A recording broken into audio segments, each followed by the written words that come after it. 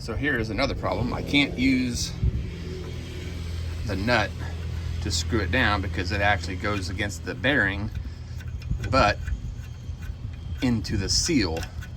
So this specific nut will not work because it obviously goes subsurface of the actual hub body there.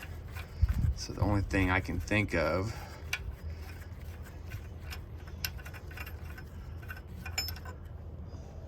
is to put the original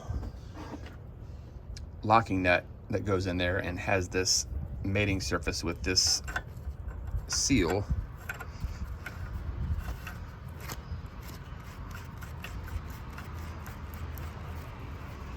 And goes below the actual surface of the main hub body. You can see it recessing now.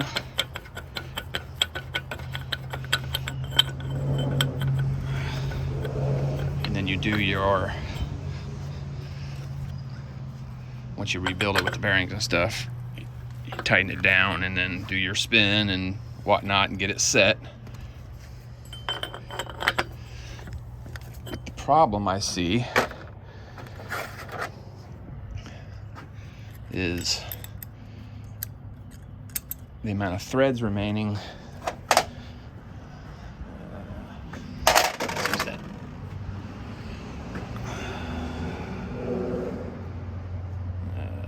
Let's see, flat. Doesn't seem to be very many. And we're running into the same issue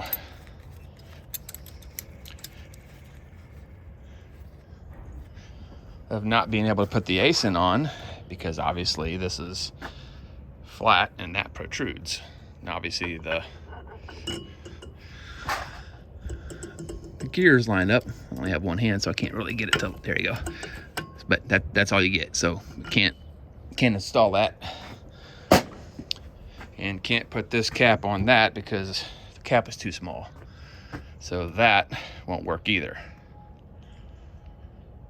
So this hub, I can't reuse this hub with the spindle because it's set up for the auto locking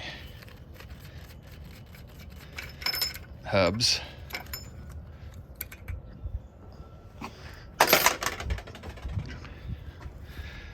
Where this whole nut and that sealing surface recesses below this hub body.